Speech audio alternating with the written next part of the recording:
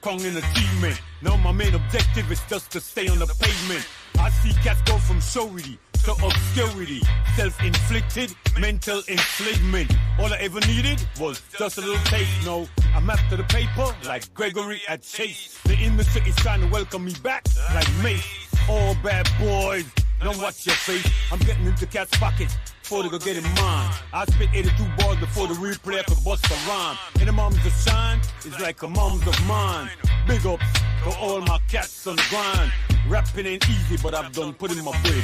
It's like the devil's playground, you can't be scared or timid.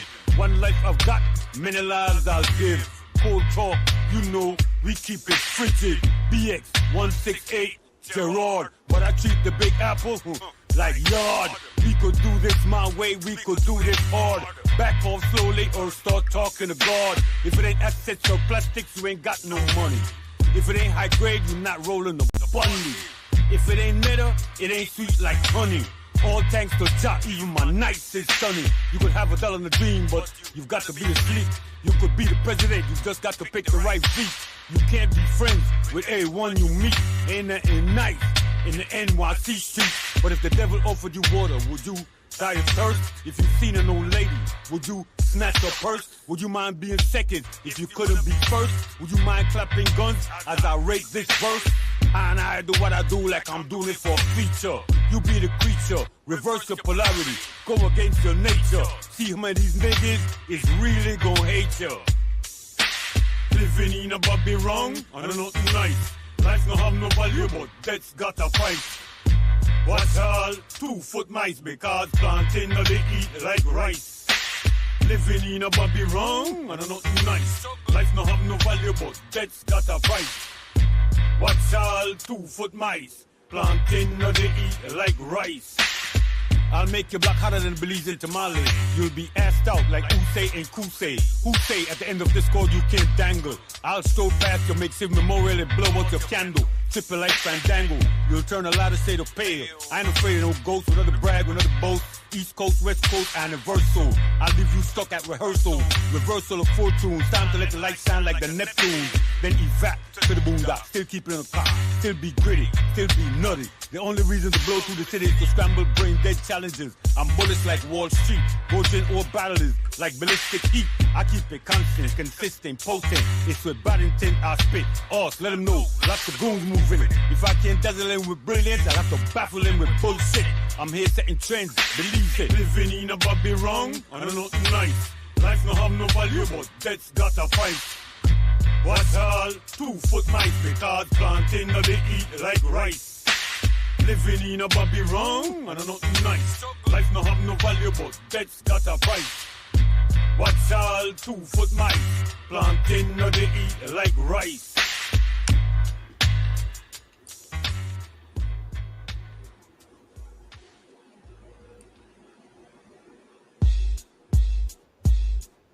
You don't see nothing yet, you don't hear nothing yet, you don't know nothing yet. You better not say nothing yet. You want to know how somebody is not dead yet? Eradicate all threats. Oh. Living in a Bobby wrong, I don't know nothing nice. Life no have no value, but death's got a fight. What's all 2-foot mice because planting no they eat like rice. Living in a Bobby wrong, I don't know nothing nice. Life no have no value, but death's got a fight.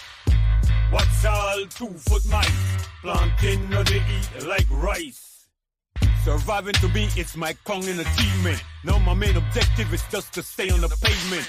I see cats go from showity to obscurity, self-inflicted mental enslavement. All I ever needed was just a little taste. No, I'm after the paper like Gregory at Chase. The industry is trying to welcome me back like Mace.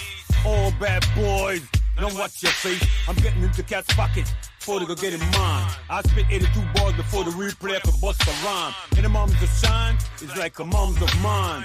Big ups to all my cats on the grind. Rapping ain't easy, but I've done put in my bid. It's like the devil's playground, you can't be scared or timid. One life I've got, many lives I'll give. Cold talk, you know, we keep it frigid. BX 168 Gerard, but I treat the Big Apple like yard. We could do this my way, we could do this hard. Back off slowly or start talking to God. If it ain't assets or plastics, you ain't got no money. If it ain't high grade, you're not rolling the bunny. If it ain't middle, it ain't sweet like honey. All thanks to Jah, even my nights is sunny. You could have $1 in a dream, but you've got to be asleep.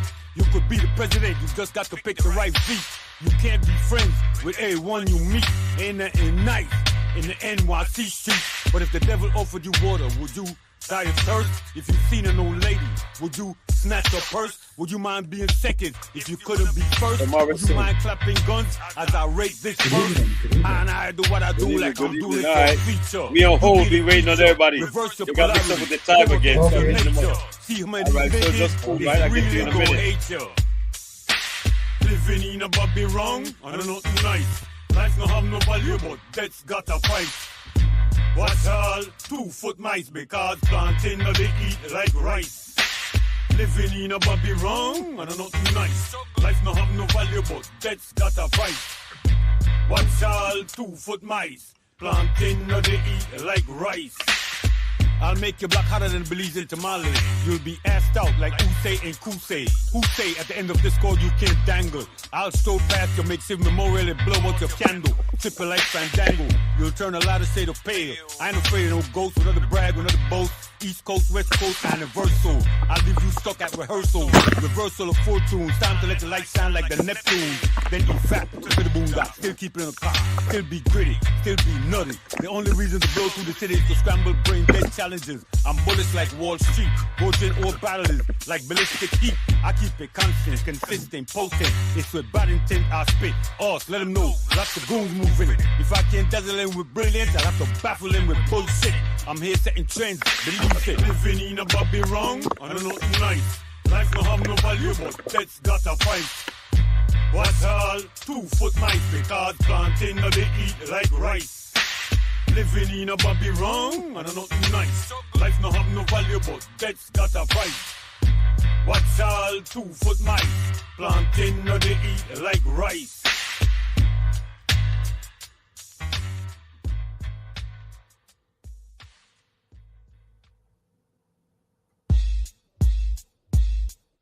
You no see nothing yet, you no hear nothing yet, you no know nothing yet.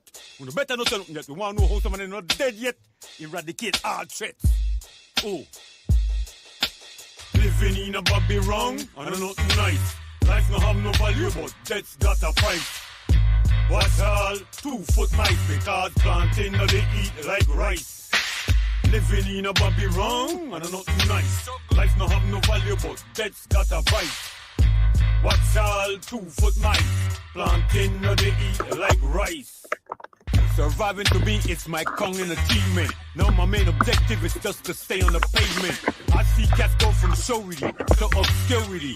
Self-inflicted mental enslavement. All I ever needed was just a little taste, no.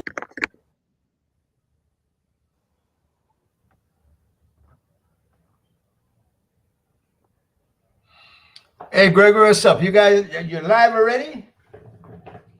It looks like you are. Smoking in here. Greetings. You hear me, Greg? Hello, Greg, you hear me? Yes, good evening, good evening. Good Good evening. evening, good evening, good evening. Good evening, sir. Welcome once again. I see we're already live, Yes, so we're going straight into it, no? Okay, I'm getting off and get to these other guys. I'm gonna talk to you later. Yeah, all right. Thank you. What happened, Gregory? You know that daylight savings time does not affect us in Belize, so we are still at the same time. Yes. And you guys have moved to another time frame. So I was still under the impression I had an hour to go. Apparently, I didn't. So anyway, we changed back. We changed back last week, I think it was. Yeah, I was under the impression that was going to be discontinued. Wasn't there some talk about it being discontinued? In the United States? Yeah. They had made the decision that they would discontinue. Yes. Well, they're looking to make it permanent. Permanent? You mean? They're looking to make daylight saving times a permanent feature, so we always have this time difference. What you mean? So we're always on daylight saving time. They're looking to, well, some people Congress are opposed to it, but a majority, I think. All right, you're breaking up on me. Where you're the home or you're on Oh. No, I'm at home. I thought All right. my service was good. Can Yeah, you hear all right. me? I can hear you now. Yeah, but you were breaking up there for a while. We expect to have Joe Cowie with us again, but I think that he's also being affected by the change because we were coming on, remember, at 8 o'clock Belize time. Now we're back to coming on at 7 like we did before the time changed. But we're gonna see how that works out. Hello. You can hear me? Yes, sir. Okay, well, Mr. Brackett say he won't be coming on today. Okay. I spoke to Mr. Cowie. He should be coming in a few minutes, and I'm trying to get George as we speak. All right. Wonderful. All right, my brother. Yeah. Gregory, I don't know if you were on last week. Were you on last week?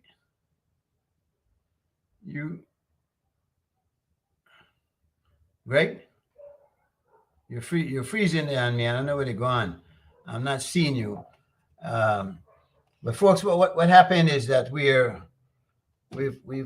been running the show on a 4-person panel, with a 4-person panel, meaning myself, George Myvitt, Gregory Morrison, and of course Leonard Brackett.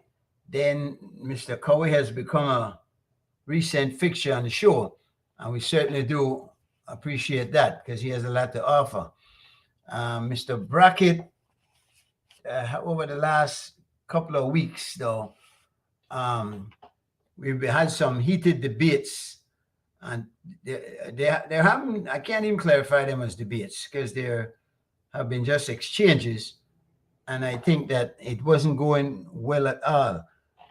He takes a long time to make a point, and he also tends to get will throw things out that as facts which are but opinions, and we have to be careful with that. So I think that must have contributed, or I'm certain contributed to his decision to step back for a while. But let's see how that goes. Gregory, you there? Yes, sir. I'm here. Yeah. I saw him put in a group today that he wouldn't be coming on tonight, which is all right. I hope that George and certainly Joe will be on shortly. Okay. The hot topic issue here, Gregory, is the shenanigans in the House of Representatives. Did you see what happened there? You have an opinion on it? Well, I generally believe we saw this kind of played out a little more rougher with the earlier case with Parafit and I can't remember the not Finnegan. No, it was Parafit and someone from Julius Espat. That's the name I was trying to get. Right. Yeah, we saw that played out some years ago, like 3-4 years ago with him. This didn't reach that dramatic stage.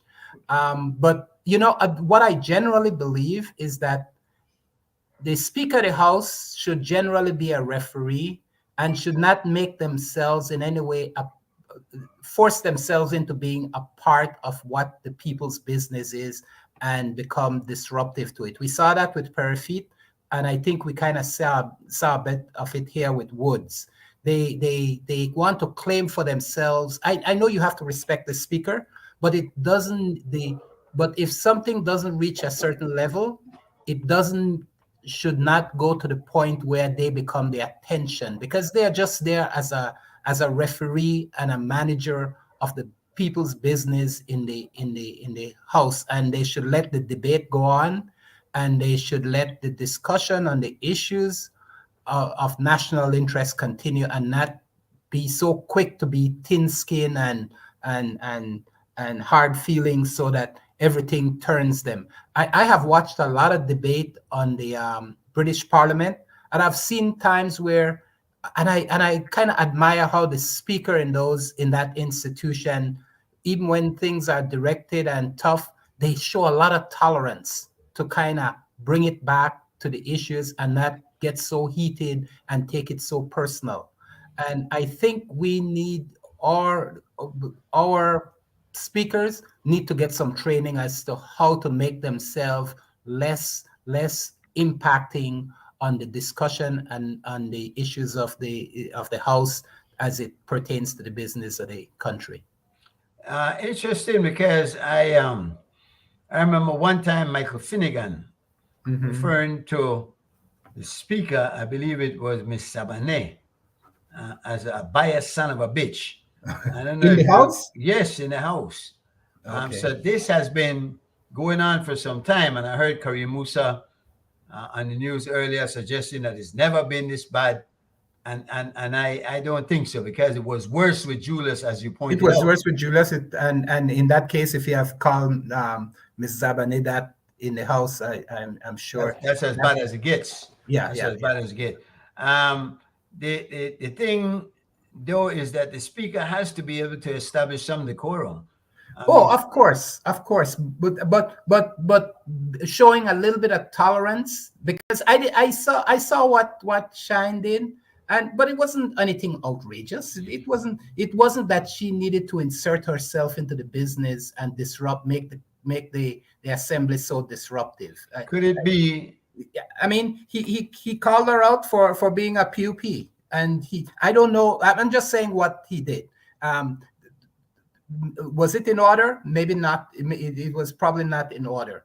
But her feelings got so thin so quickly that she called the police. She called the sergeant of arms. All those things is when the speaker, they get so thin-skinned and they insert themselves into the order and operation of the house. I don't think he was being disruptive. I think he even indicated that the comment was not even heard to be recorded on the recording device within the house, and so they just need to remove themselves and become less visible in the affairs of the business of governance. The unfortunate thing, though, is difficult to expect that they will be impartial, as you suggested, when they're appointed, because of the fact that they are exactly of the particular party in control of the house, no? And I think we need to do a better job. I think we need to do a better job of finding people. I don't say you shouldn't appoint your political person, but they probably need to be given some instructions from the political parties that appoint them, that, hey, we want you to run this business. And I don't know if there's any benefit to them to doing that.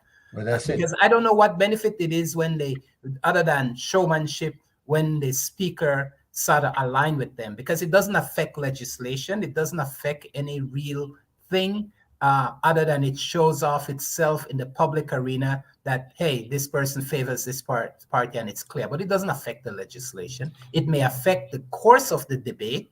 It may affect what people are perceiving in terms of what's going on in the House, but it doesn't in the end affect the legislation that is brought to the House and is passed or rejected by the House. I don't know. There were interesting scenario all around. Could it be one of the ways in which we could press upon, say, the Governor General to be the one to make the appointments as opposed to the political parties? Well, for that, there'd have to be a constitutional change, but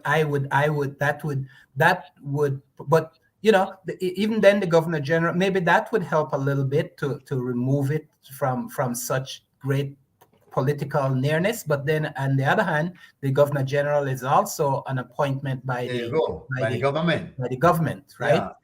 So our system is skewed in many ways, and it takes the personality and it takes the fairness of the individual that's appointed, and it also takes a knowledge base of what your role is. You see, your role as a speaker is, in my opinion, to be as invisible as you are to the process. You must be visible to the extent that you must maintain the train on time, the proper order of the business of the house, but invisible in terms that you don't insert yourself into the ongoing debate and affairs of the governance. Well, not governance is not happening there, but in the debate and the discussion that's going on. That's what I don't know. I don't know if it's not a lot to ask for, though, Gregory, because remember now, these people serve at the pleasure of the ruling party, the prime minister. Yeah. The is prestige, Mhm. and it pays a nice salary, of course. Yes. So it is not in their best interest to not show some kind of bias and partiality. No, I understand, but I'm saying, but with everything, we hope that people, even when appointed, have some common sense and fairness and some honesty in the role of what our democracy is to look like. And that's why I said where I think we fail is that we probably don't. We seem to just go out of the way and appoint people. I don't know, and I don't know what type of training they get in terms of what your role and responsibility is as a speaker to the people that appoints you. There's some responsibility, also to the nation, and also to the House of Representatives that represents all members from all political parties. In this case, we only have two, but there seem to be, in my mind, that there needs to be a rigorous sort of training for every person that's appointed speaker. And like you said, sometimes even with the best of training, people still behave like jackasses. I'm sorry, but Well, bias. Let me welcome to the show my good friend Jose Cowie. Yes. Jose has added some valuable input into our discussions of late. And Joe, we're full-fledged into the matter of the Shine Barrow shenanigans in the House. You, I'm sure, are aware of what happened. Gregory was suggesting that he thinks the speaker should be fair and not so biased. Well, I said more than that. I said they should be they should be invisible in how the affairs of the house is being run. Because I don't know specifically that she was that biased. It's hard to tell, but because I don't know if she was siding with the PUP government in any way, but I know she inserted herself and made the issues more about her than the governance and the affairs of the people. That was my concern. Joe, I know you got some thoughts on this one. Well, I would begin on the assumption that if when the leader of opposition said that she was acting like a PUP, I would give the benefit of the doubt to the speaker that he meant that you were being unfair and that you were being unjust. So I'm assuming that that's what he meant. But I would say this, that when you are in that house, for you to be removed as a representative of the people, the offense would have to reach to a high level for the penalty of a removal. That's my concern. Secondly, my recollection of 15 years in the National Assembly, I cannot remember that the speaker on his own can remove a member. I think another member would have to name the person. Yes. It seems to me in this case, the speaker called, if I remember well, and a minister. It appears to me then she may be losing her composure at that point. Mm-hmm. I think the leader of the opposition had certainly ruffled her feathers. Mm-hmm. And somehow, I think as a result, she overreacted. Yes. And to me then, to cause him to be removed from the house, I think that was wrong. Yeah. Interesting. And this coming from a PUP. So I applaud your fairness, your objective view of this thing. Joe, I remember a time when Finnegan, I was mentioning it to Gregory, one time called, remember the House Speaker, a biased son of a bitch. You recall that incident? Yeah, there were many times members of the House certainly imparted or imputed improper motive to speakers. But the point we need to make that if you look at other parliaments, particularly the British Parliament, since we are pattern of that type of parliamentary democracy, if you watch the kind of tolerance and patience, Yes. the kind of decorum, Yes. and understanding that the speaker carries, and you listen to the members in that house, they are far more raucous than we can be. Mm-hmm. So while I agree that maybe sometimes we go too far in how we conduct ourselves, maybe we do not use the type of decorum and civility as we should. But the point to be made is for a speaker to remove a member. Yes. Which, to my mind, is one of the most, it's the highest level of penalty you can impose. Yes. So to me, the standing orders made it clear. It seems that you have to be named by another member, not by a minister. So when he said a minister, I would really need to check the standing orders, because in the House you don't have ministers. Right. In the House you have here a representative who happens to be ministers, but it's not a cabinet meeting. Yeah. So I think when he called upon a minister is something I wanted to check myself. I think it was when she was getting a little bit ruffled. She should have called on a member to name him. Yeah. Not a minister. Yeah. So even if it was a minister again, let's give the benefit that the standing order is saying that no, if no member name him, nobody named him. Yeah. I don't think that the speaker then can cause a member to be removed. Exactly. What I wanted to say is that, and Mr. Cow, you brought that up well. I think it trattles on our democracy when we start having these type of issue where the speaker assume on themselves so much power to remove a member. It is not, like you said, it's not an easy matter that should be done, because it is one of the highest censure that could be given to any member, to have them not voice their position in the House meeting. So it's not something that should be done lightly, and we need the speaker needs to remove themselves from being part of the agitation of whatever the activity is, and they should be the calm voice. They should be the calm soul within the House that seeks to further debate, further democracy, and make things flow. And when it gets disruptive, they're the ones to bring the calm, not to create the disruption in the House. And in this instance, Ms. Woods created this disruption in the House. I believe also that given it was not only a member, but the leader of the opposition, and only one of the 5 members on the other side of the House, so it was more significant even in that regard. So I think that's personality. I don't care about that. I care only about the fact that it was done, and to me, it wouldn't have mattered to any member that was done. That it was the leader of the opposition just happens to be that. I think she, like Mr. Coy said, she acted rashly and improperly, and may have even acted illegally.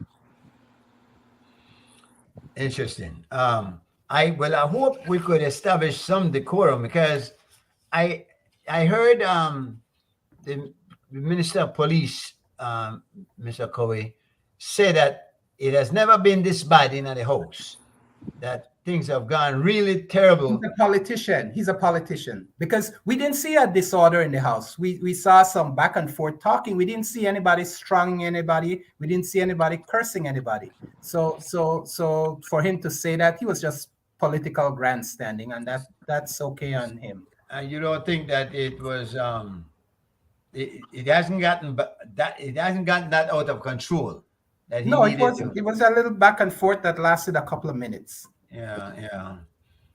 Anyway, so gentlemen, Mr. Brackett is not coming in tonight. Mr. Myvit, I don't know, Joe, if you got caught up in that time change like I did. Yeah, it did happen to me, because actually I was preparing my laptop.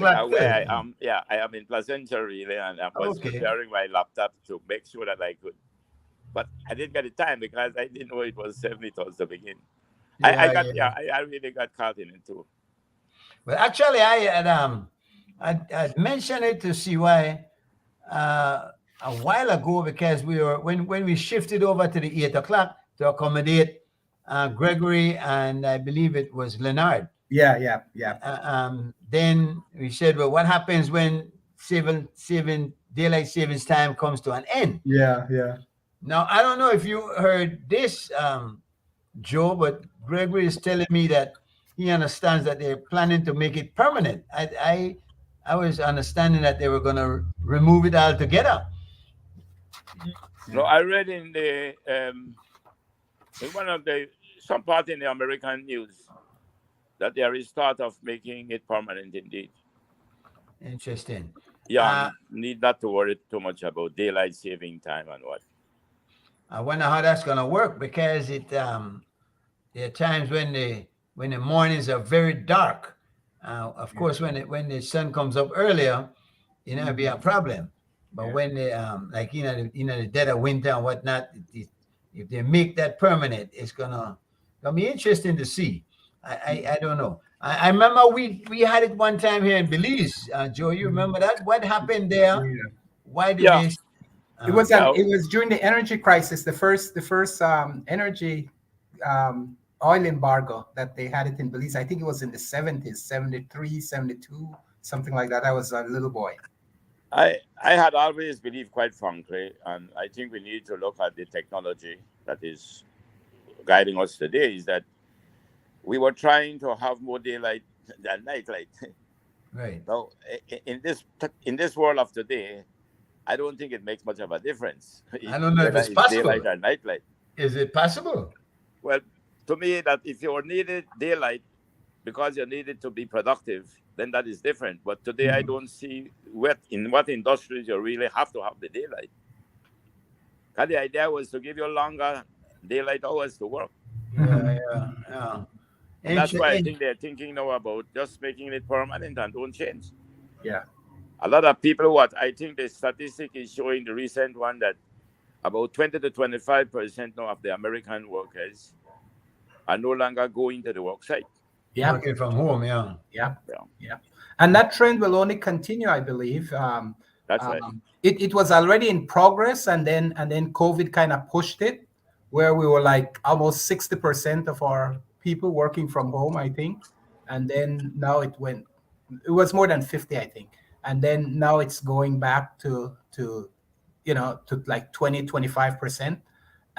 But I think it's going to start. I was talking to some young people, and this guy told me he was working for a young engineer, and he told me that he had worked from the start of his career from home.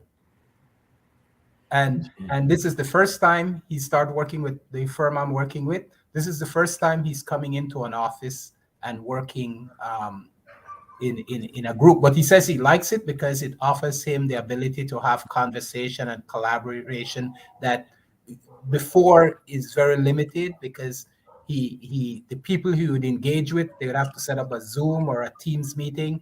And usually you have an hour specific set of time frame to get things done. Therefore, it's execution of business through that whole process, and no point of having easy and soft communication and learning, in that method. So I think for the young people that are doing it, it is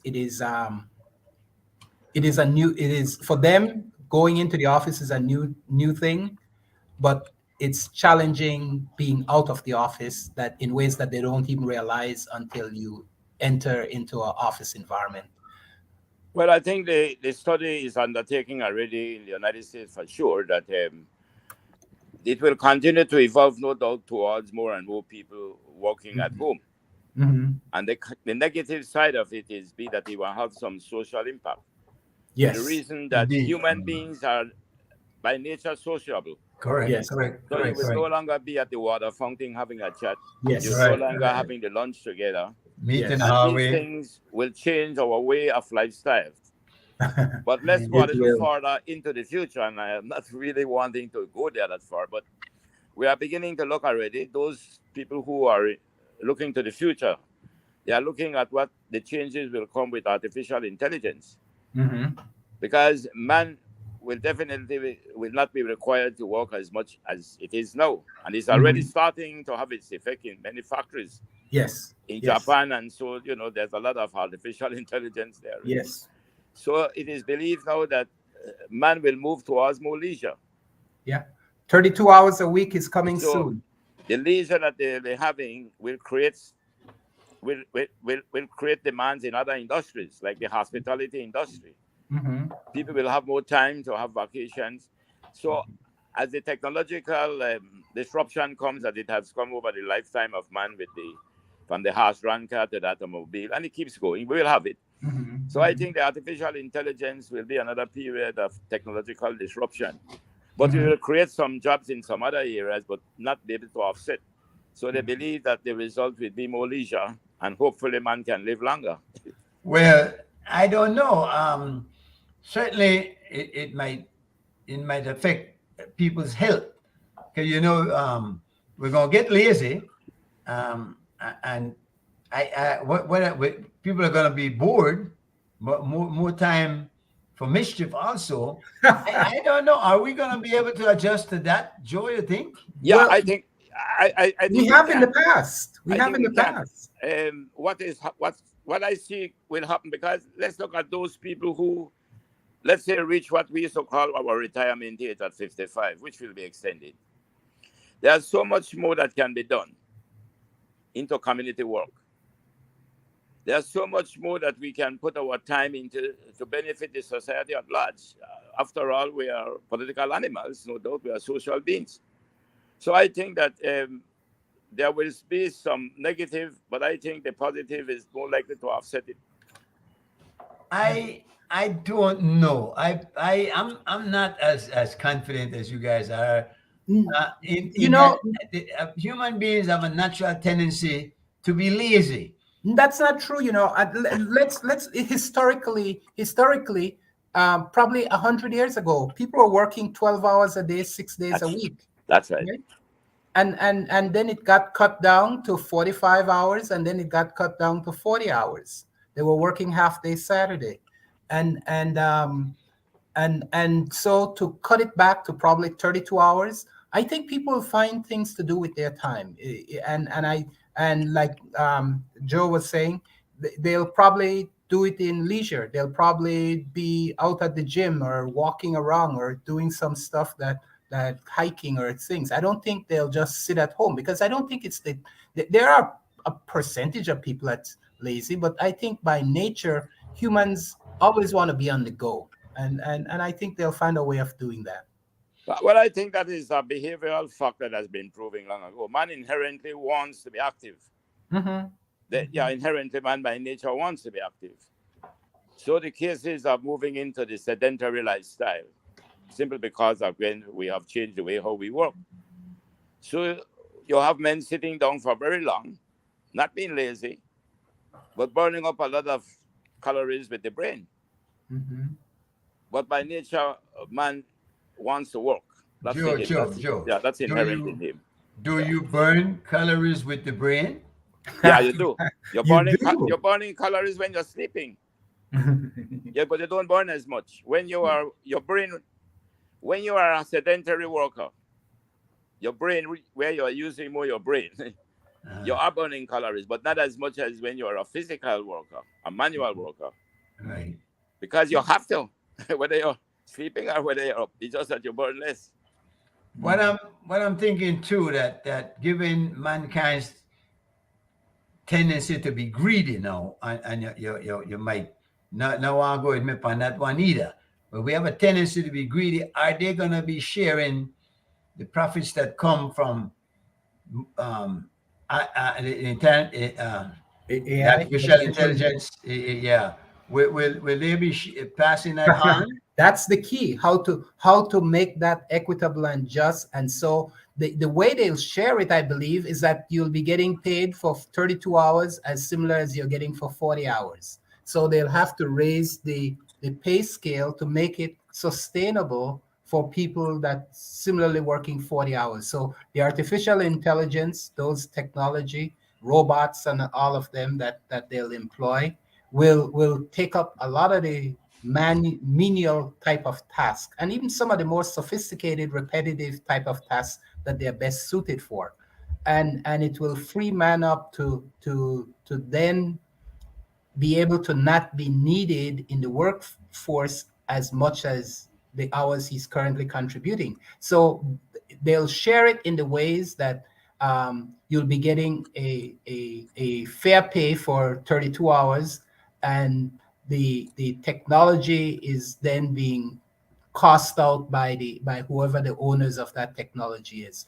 I don't see any other way of it. I think people will demand it, that they get that kind of pay. What it will also result in, for definite, is the people that lags behind you'll find more social programs, I believe, to support those people that are not able to jump on the bandwagon, because there'll always be those people, and with technology, those people will get farther left behind. So it will create some issues for humanity, and it will create some class issues and structures that we'll have to kind of come to terms with.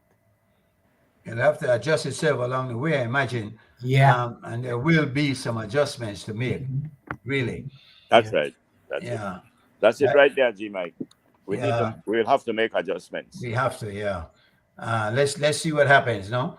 And it's coming fast. It's coming fast. But that's the thing, you know. Yeah. That's the thing. I think they say this kind of thing comes about so quickly that one day it's not, and the next day it is. Yeah.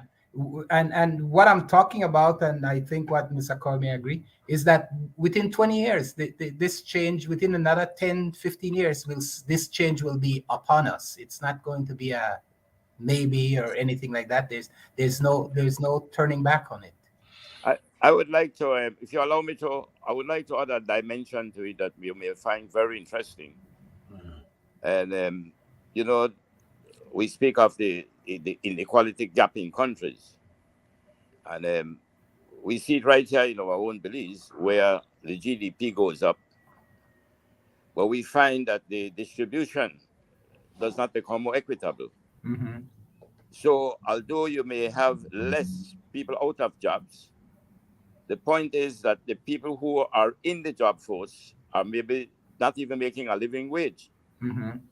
So what is happening is that the inequality gap now is so wide that the few is taking a disproportionately large part of the pie.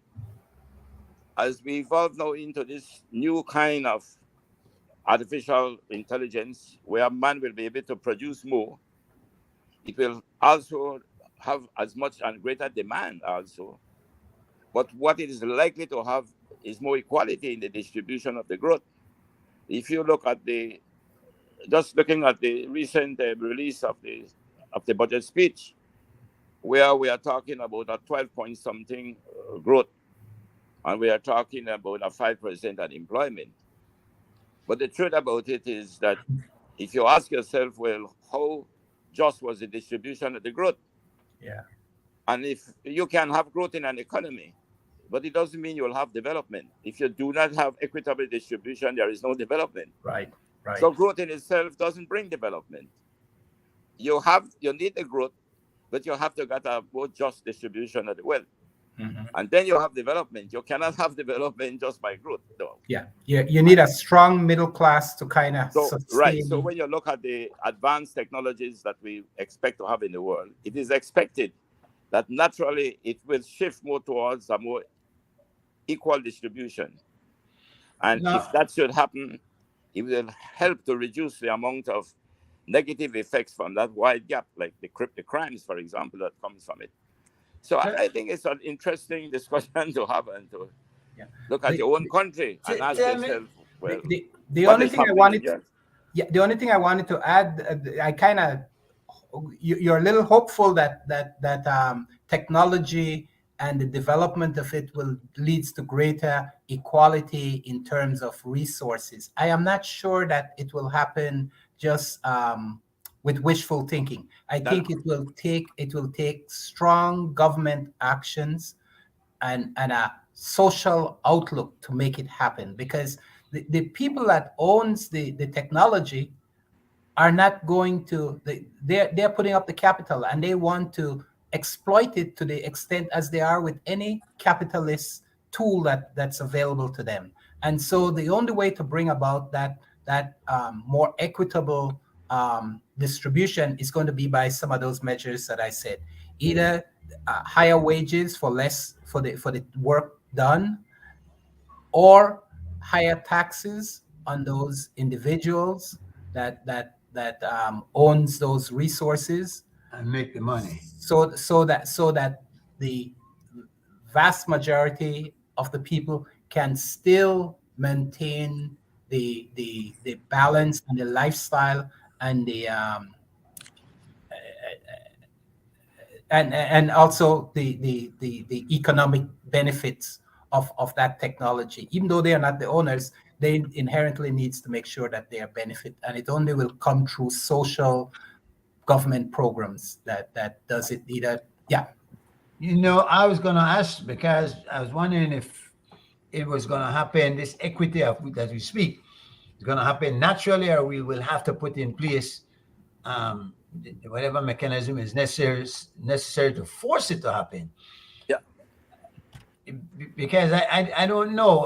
Again, the natural tendency of man to be greedy and to get as much as he can, and not really caring so much about his fellow man, but his own interests. And that is the problem. Yeah, but there's a point I would like to make, that I didn't talk about an equal distribution. I said equitable. Mm-hmm. Now, the two main instruments in the market economies for distribution of the GDP to development is wages and taxes. Mm-hmm. Those are the two best known that the state has at its disposal. Right. Now, we understand clearly, even in the American economy today, with the differences between the two political parties, it continues to be the issue of taxation. Mm-hmm. Now, what I was pointing out to, it's not an equal distribution from Equitable. the increased productivity, and it's increased productivity, not just increased production. Mm-hmm. Artificial intelligence will not only increase production, it will increase productivity. Right. So what will happen, it is believed, that yes, you will need to continue to apply a more fair and just tax system and a more livable wage. Mm-hmm. And because of the enormous amount of increased productivity that will bring, even with man's greed, it is inevitable that there will have to be a greater amount coming to reduce the inequality. But it's not going to have equality. The best we'll be able to do is through the same taxes and the wages, we give the equal opportunity for us to be unequal. But we give the equal opportunity for us to be unequal, but we don't want it to be inequitable. Right. And that is what I think is the argument being made by the experts now in the field of the distribution of the wealth. Having been in it for so long, Joe, are you hopeful? Are you optimistic that the future will work itself out? J-Mike, I would say this to my brother. I think I said to you one morning when we were having breakfast, I said I prefer to live in the spring of hope than in the winter of despair. This very show, this conversation, right now is only 3. Maybe it will be 5 by the end of the night. Maybe we have 100 people listening, maybe we have 12. There, to me, is the spring of hope. And I'm not wanting to sound too biblical, but the reality of history is that there were 12. One betrayed him, one doubted him, and one denied him. But in the end, those that left spread the message and then brought millions to the floor. Now, I am saying that in us lies the hope.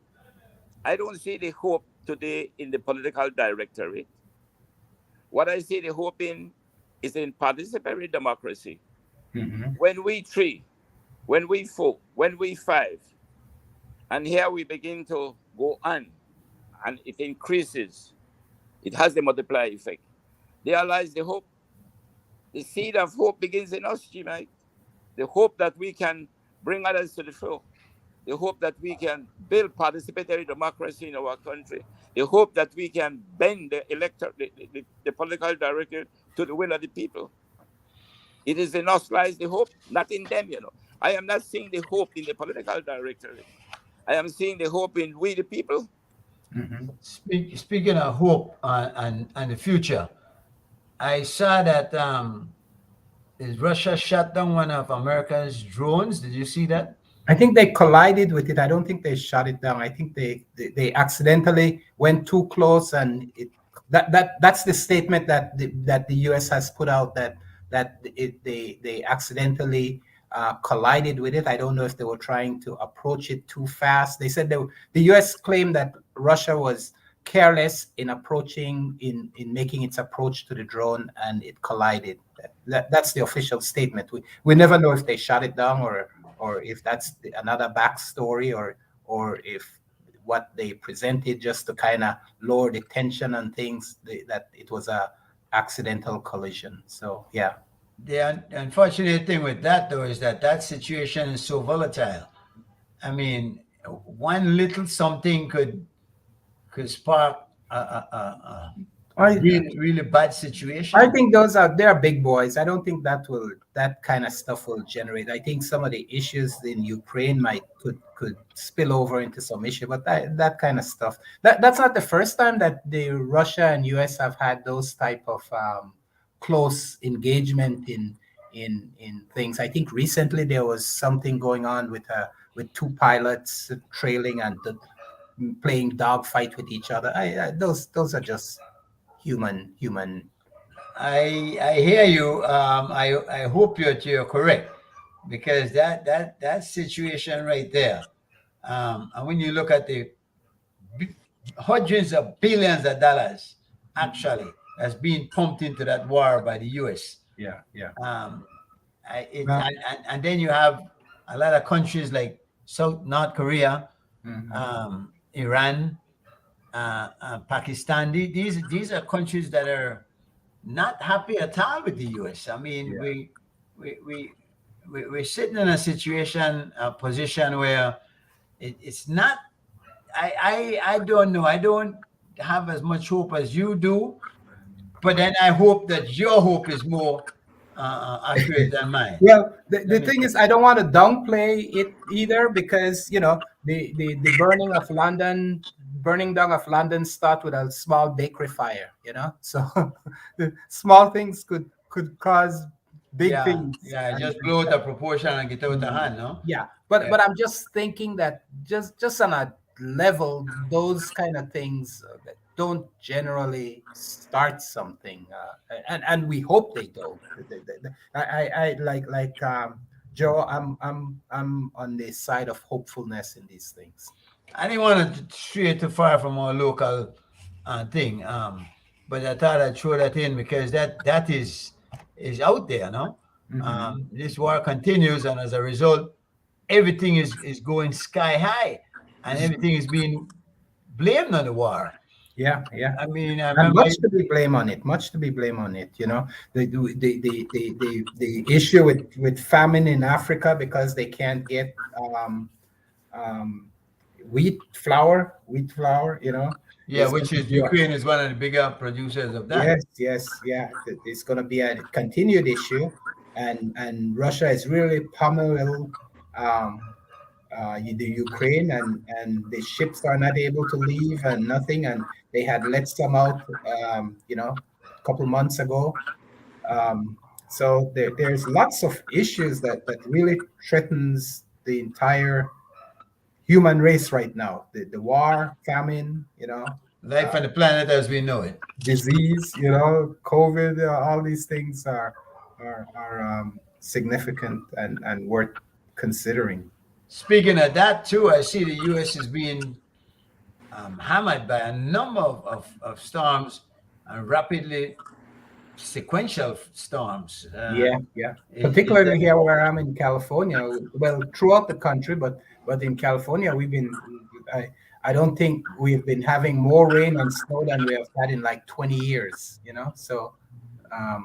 They had even made a song. It never rains in Southern California. Yeah, That is no longer true, right? yeah. This week we have had, well, since Monday we have had rain every night here in Southern California, and pretty good dousing too. Not just Interesting. a little rain, continuous and heavy drops. Yeah. Well, back to our local matters, though, and we are trying to.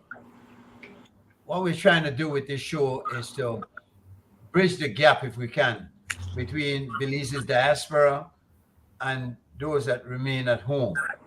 But I think also what I'd like to see happen is the diaspora coming together as a unit, more as a block, as opposed to splintered um, people living abroad out there.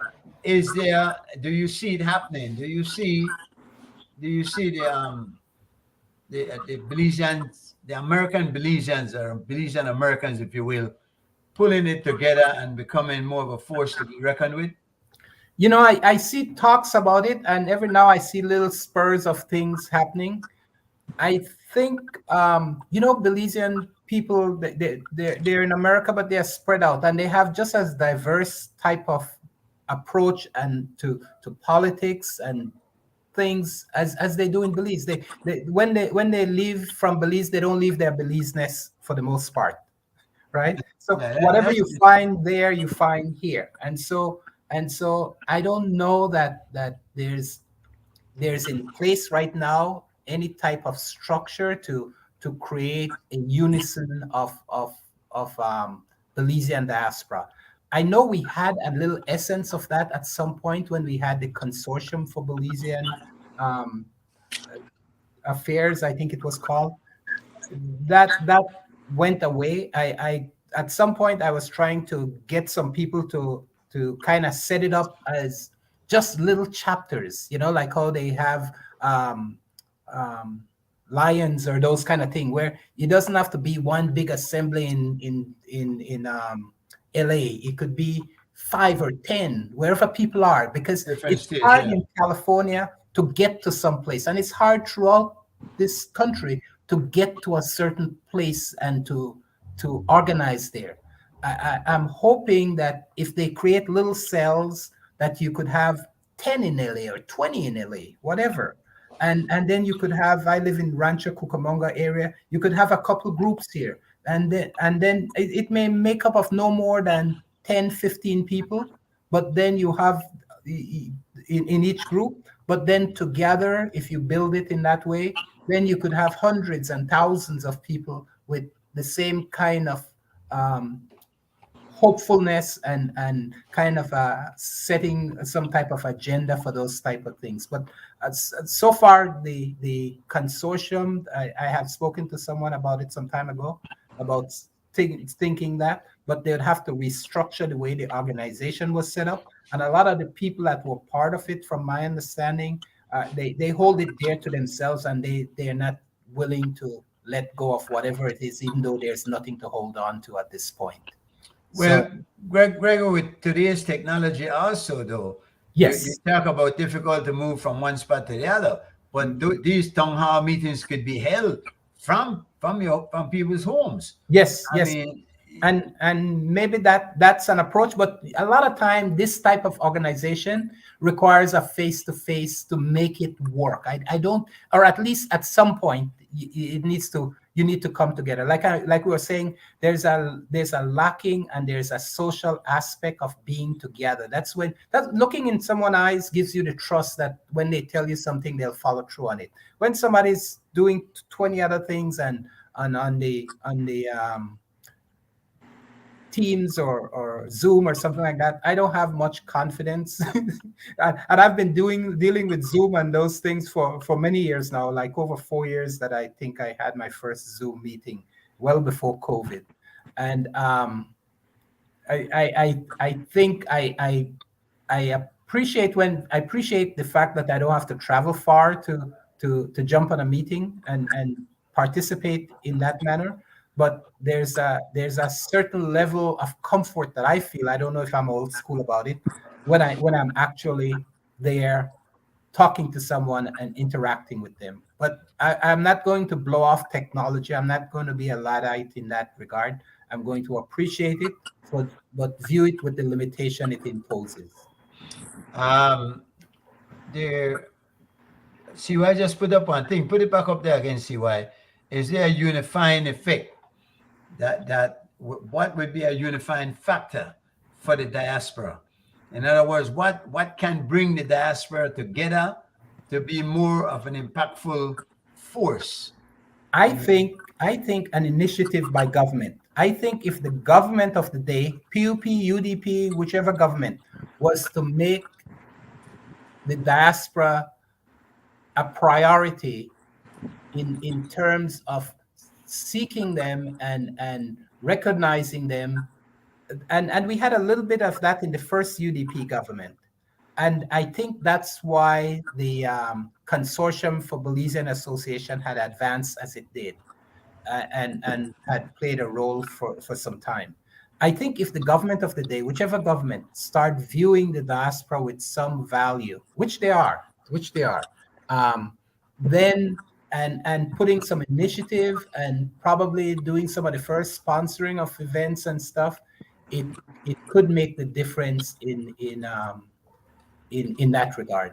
But Gregory, you're talking about the Belizean government, but you guys are over there. So No, but I'm saying if they were to have events that, like in the past, the government used to have town halls meeting regularly, usually more around election time, but it was a regular event.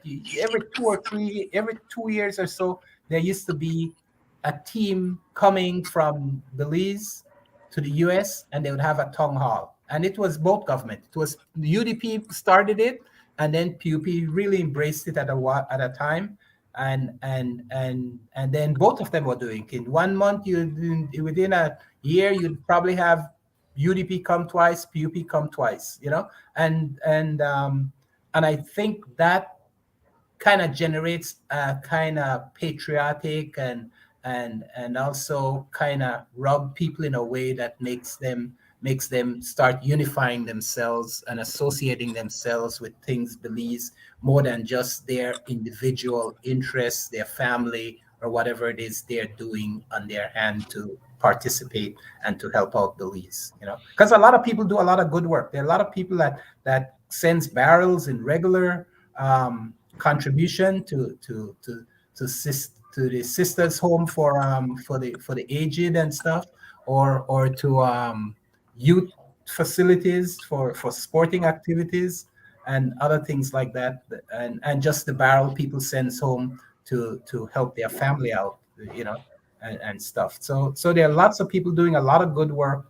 It just needs to be organized. And when you set up a diaspora organization, it needs to have some agenda. What's the goal? And I know those things change over time, but if you start setting some objective and goals and things like that, then it kind of helps it, and it kind of gives people an interest. And it has to be broad, because people have broad interests. So I think it could work. And I think if the government shows an initiative in it and a willingness to support it, and it becomes a continuous process, and like PUP has done now a good thing in appointing Mr. Henry Charles Usher as the I think he's the diaspora representative in the House. I don't think he have made a visit to the US since he did, or to any other place to address the issue for the diaspora. But at least it's a good start, and I hope that when another government comes in at some point in our life, that they feel the same compulsion to do that, and to make it an active process of how we live our lives. Interesting indeed. Well, I don't know. I think at some point we are going to have to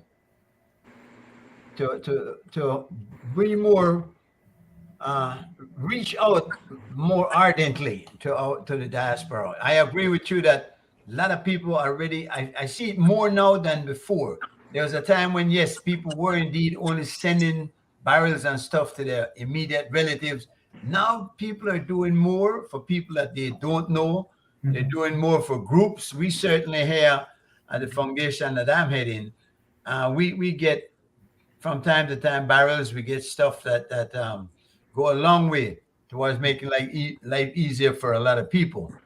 So I think that the diaspora has a huge role to play in the development of Belize, and sooner than later we're going to have to get past our differences and come together and make things happen. Good night, Miss Janice Jacobs Palmer. This is a name that's familiar. This lady, Project Jumpstart, no? All right.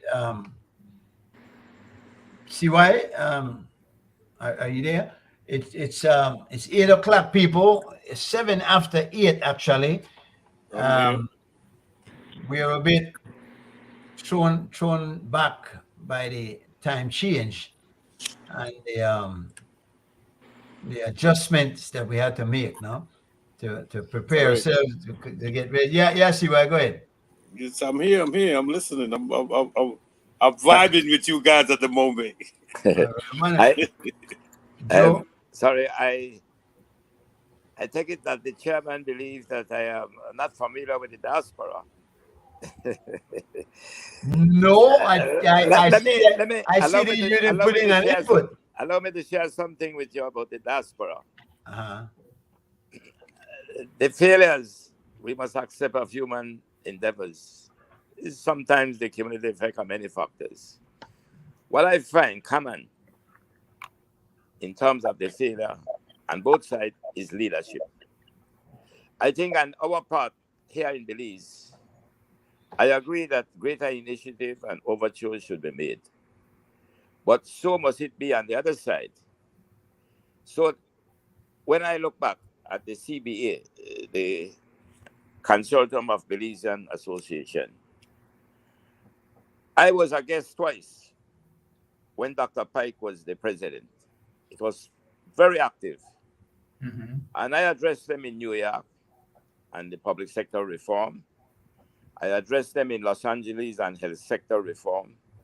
I addressed them after the so-called G7 when we were looking to take measures under the fiscal consolidation to strengthen back the public funds. And I was very close to the diaspora to the point that we benefited tremendously through the Ministry of Health. The diaspora helped us to set up arrangements in dialysis centers. We had the benefit of visiting with Dr. Tucker through the diaspora, who had 15 dialysis centers in Los Angeles. And they assisted us tremendously. Through the diaspora, we made contact with the University of California, who assisted us in the health system tremendously. We had people, a group there in the Kidney Association, I think their name was the Youngs. So I can say this to you, going back over my many years, politically, economically, the diaspora politically was very effective in Belizean politics under a guy like Mr. Fairweather. It was he who kept the opposition alive in his country to a great extent. But when you look now, today, on both sides of the divide, if I could call it so, the geographical divide, where are the Dr. Pipes in the diaspora today? He was a great leader. Where is the Fairweather? Compton Fairweather. I'm just naming two. There are many more. Where is the Mr. Young? I think it was John Young. So I know many of them who were extremely active, very supportive. On our side of this, where are those on our side who said, rhetorically, maybe just political rhetoric, that the diaspora can be of great help to us? But where is the structure? Where are the initiatives taken to put in place? We had those initiatives before because we saw leadership on both sides. No, I think that we can bring it back, but you need to find the leadership again on both sides. So again, this show offers an opportunity to motivate and stimulate, maybe from the diaspora side, to reorganize and bring back the CBA. Yeah, yeah. I wanted to point out that that's a truism. It does need the support on both sides. I think when Dr. Pike and Professor Lang and those people were involved with it, That's they right. had an inbuilt support with Mr. Philip Goldson, who was then, I think when it started, he was in opposition. The government, he was in the opposition party, but it kind of had that political interface that I'm talking that's currently missing from Belize. And those were strong leaders with goals and objectives. Dr.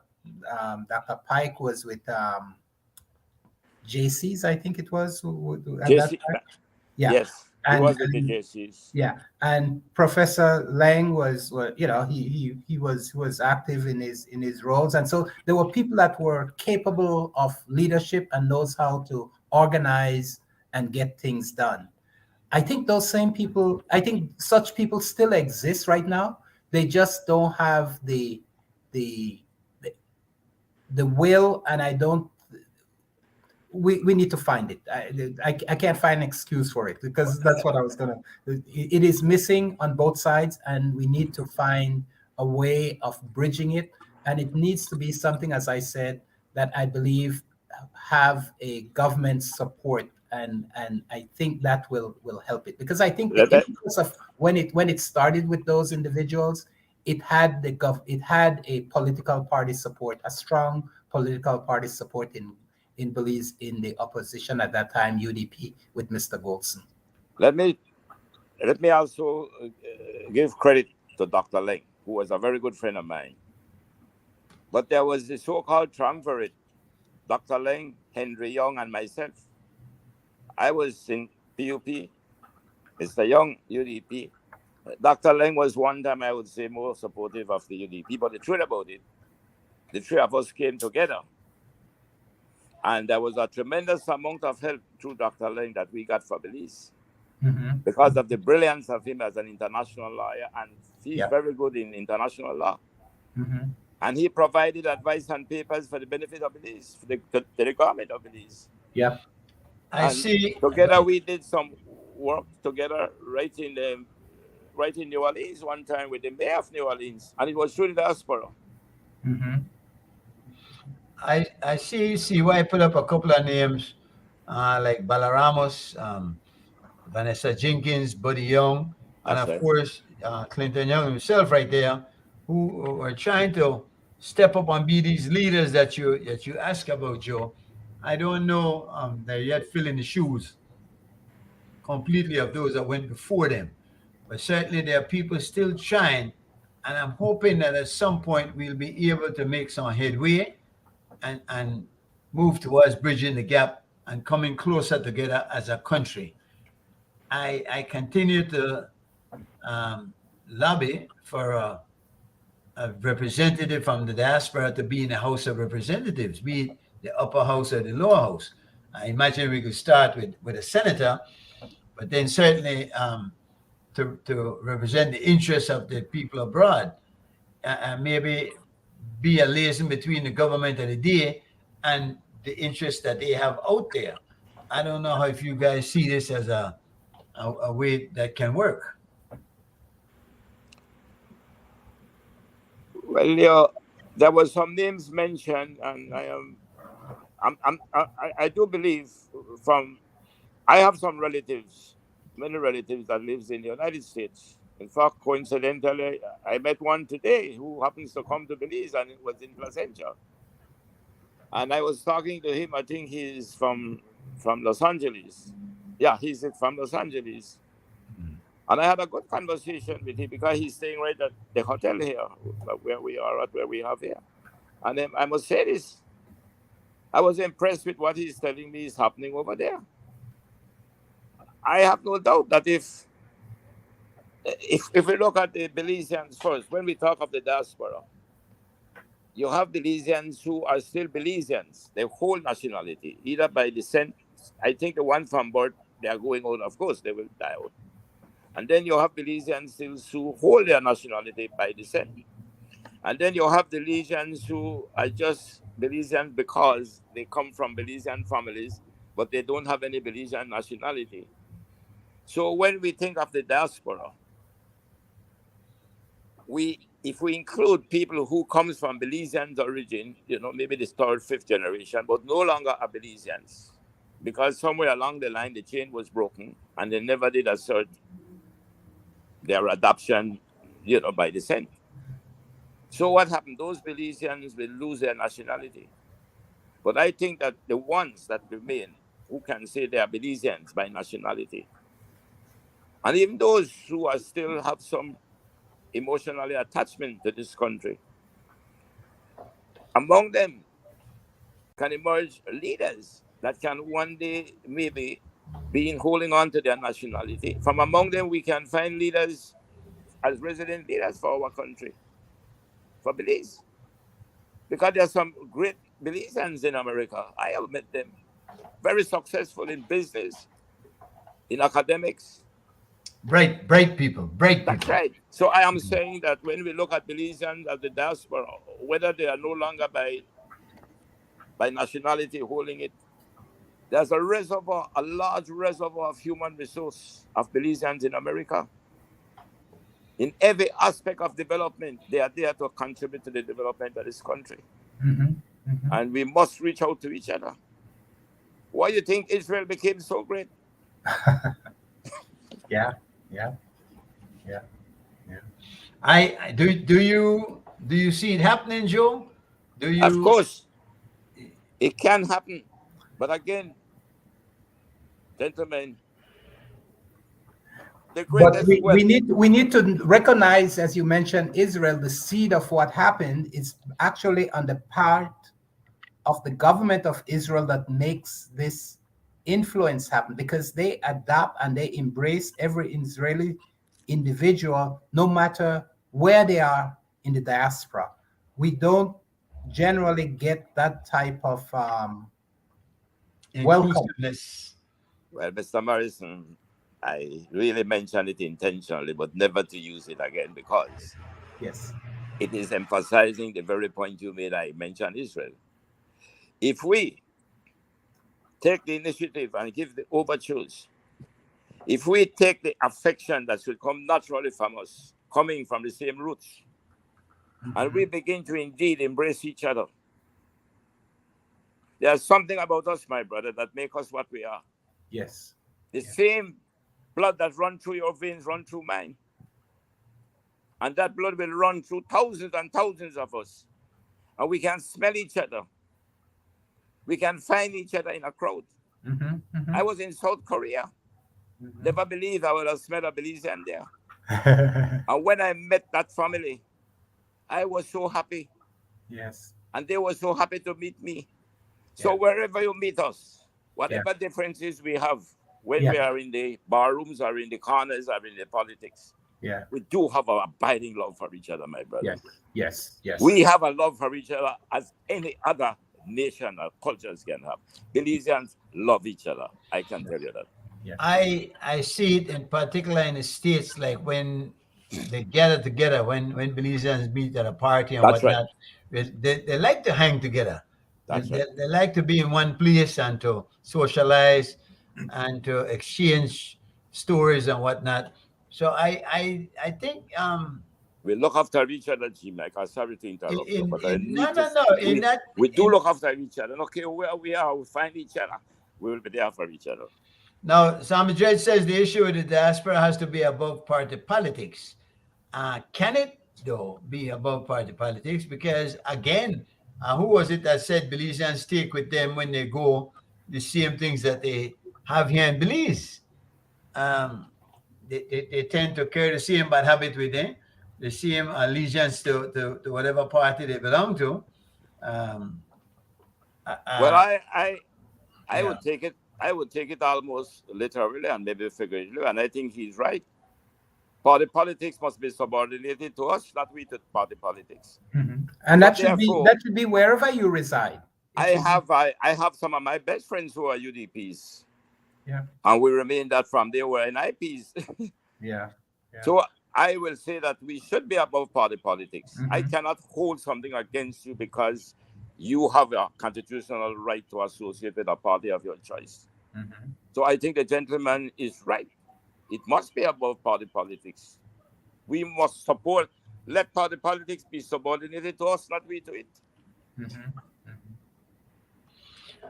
Wishful thinking. Let us hope that in our time we'll see something like that. I think culturally we are evolving, and probably there's some benefits to the internationalizing of multimedia that we have. I think it brings to people a perspective that politics and things like that are what we do. It's not who we are. And I think more and more that will come into some recognition.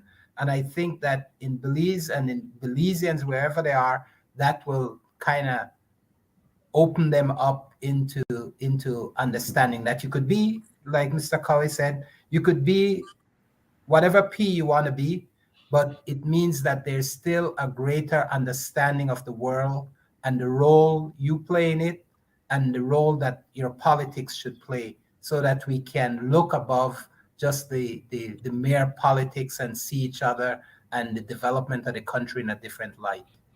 I think what we do know also is that Belizeans love Belize, whether they're abroad or at home. Yes. And in fact, in recent years, it has gotten more so. There was a time when Belizeans were going abroad and wanting to distance themselves from Belize. Yeah.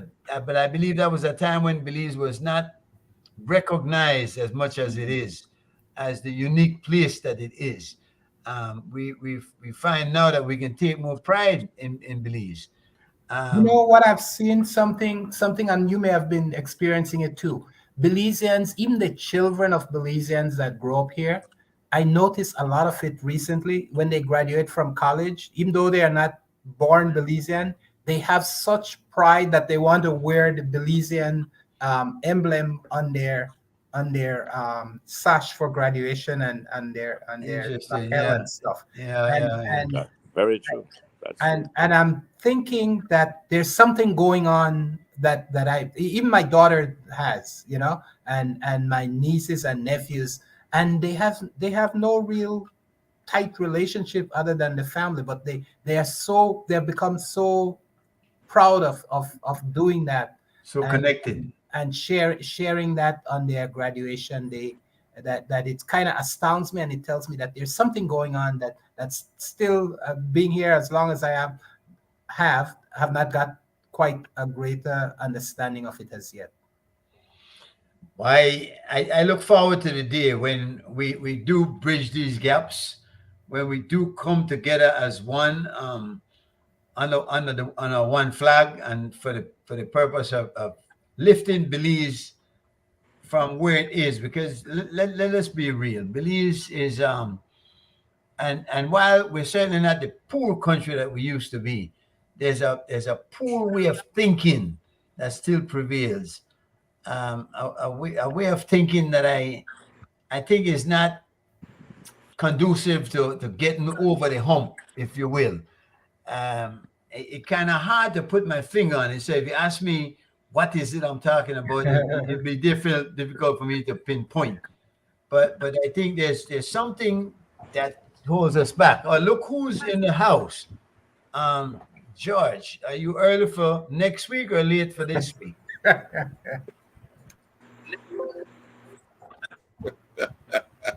I missed the first part. I had my speaker off.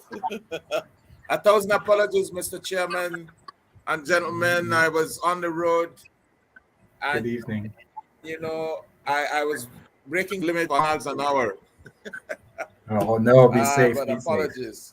You don't get no ticket. Well, of course, again to the change in time, no, where we believe no change. So we start now from 7 o'clock as opposed to from 8.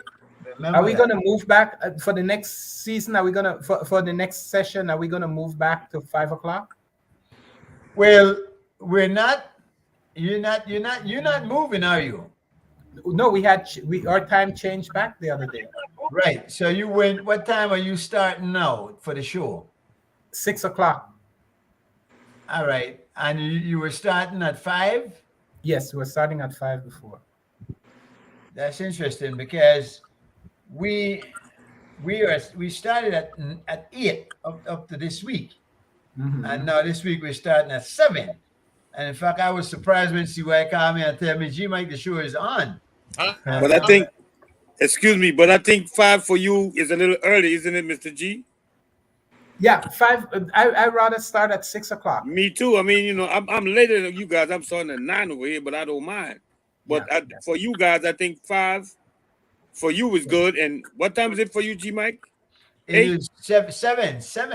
You started at 7, 8. right, G Mike? Yeah, it was at 8. Now it's 7. Right. Because Okay, no of worries. When I did have we no start? problem. Yeah. Okay. Yeah. But so anyway, we have it where it is now. George, you missed the point. You missed the yeah, go ahead. Did you talk? I didn't hear you. No, I thought we did not discuss it. I don't think that we were shifting the time, at least for the Belize participants. Right. You know, but I could have missed it. All right. Well, what So you you did guys miss are was actually an hour and a half in the show. Yes. Yeah. We've been talking for an hour and a half now. Yeah. You missed the whole discussion about Shine and the shenanigans in the house. You had any comments on it? Well, just some bits and pieces. I believe that the speaker is one of the better speakers that we have had in terms of maintaining and attempting to maintain decorum in the house. When I didn't see the show live, but I just saw it after the fact, and I didn't see why she put, why it mushroomed to what it did until Jules Vasquez in his Monday morning beef basically said that Shine mumbled something that the speaker heard. I don't think that he was addressing her per se, but she heard what he said. If that is so, then I feel that perhaps the speaker could have been more tolerant, not the word. I think she could have been more circumspect and just kind of ignore it if it wasn't really directed to her, and it's just a guy kind of mumbling on his own. It's funny that, but I think she. While you didn't hear the discussion, you seem to have joined in the consensus. All of us pretty much agree that she might have jumped the gun there a bit. She might have gone too far and too far, too fast. Yeah, acted too abruptly to get to the point where she did. George suggested that maybe she didn't even have the authority to do so because she can't arbitrarily throw a member out of the house. It has to be another member that names that member, and then the speaker just she has to call for someone to name the member. Yeah. So interesting, and as we go along, things like these do serve a purpose and make us more aware of the procedures that are followed and the way that things work in there, no? How we are governed, etc., etc. Well, me, I tend to get outside of the box. In my life as the chairman of the Belize Progressive Party, our constitution says that the speaker should not come from any of the political parties, and that is plural. That's I believe that possibly in Belize. That's kind of that's a good question, Gregory. That's a good question. Is it possible? Well, I'm just saying that my thoughts are that you want somebody that is schooled in parliamentary process, right? And you want somebody that is not beholden to any political party. And so I felt that the speaker should come from the judiciary. And this is why I'm saying it's probably unprecedented, but it's thinking out of the box. We're looking for a solution. I don't think we are looking for tradition. The way it works is the traditional way that the speaker comes from the party with the majority, but that has its own, let's say. That's interesting though, because even the magistrates and judges seem to be aligned with specific parties. Yeah, I don't think we'll find that someone that's not associated or affiliated. No. It's not the same thing. The speaker actually, somebody said she ran. Well, it's not only ran on a PUP. She contested a PUP convention, as far as I can recall. But we do know that she came from the PUP party. That is works. But if you can't say, well, I think that the judge, or even if the judge is a known PUP officially, that judge is. I do not want to disqualify while I was going no. I satisfied with much of what you said, George. But I don't have a problem with the speaker being from a political party, and I don't think it is going to be easy to find someone that's not from a political party. I'm talking about objectivity and understanding what their responsibility and role is to the party, to the House, and to the governance of our country. That's what they need to be schooled in. That they need to have training and knowledge in parliamentary procedure, and in particularly in the responsibility and the role of the speaker. And they need to be as an impartial and as invisible as an individual could be, and not insert themselves into the ongoing discussion and debate and not make themselves a part of that. That's the role of the speaker, to make sure that our democracy runs as smoothly as it can, not to throw hiccups in it, not to insert themselves in it, so that we do have these collisions of personality where you get hurt feelings because a member may have said something that may have impugned you or reflected on you. Whatever he said, if he said what he said, he wasn't saying a lie. She is a PUP, but she took hurt feelings from that for whatever reason. Right. Though, Gregory, I believe that you have articulated it quite well. But at the end of the day, she would have her political allegiance, and I'll just give you in 10 seconds what I witnessed while I was in Britain years ago, academia. There was this lady called Betty Bootstrap. She was from the Labour Party, but she was such an effector. Even when the government changed, they brought her on as a speaker, and at one point it came to a vote, and they were deadlocked. And you know what? Betty Bootstrap voted with her party. So as objective and as erudite as she was in that position, at the end of the day, she had a political role to play. And my narrative is that I don't think that the speaker should be cast in a political role. You say? I don't think the speaker in our National Assembly gets a vote. I don't remember that being a case. I don't think so either. I don't know if it is. I don't know that it's come to that, but perhaps my comment here.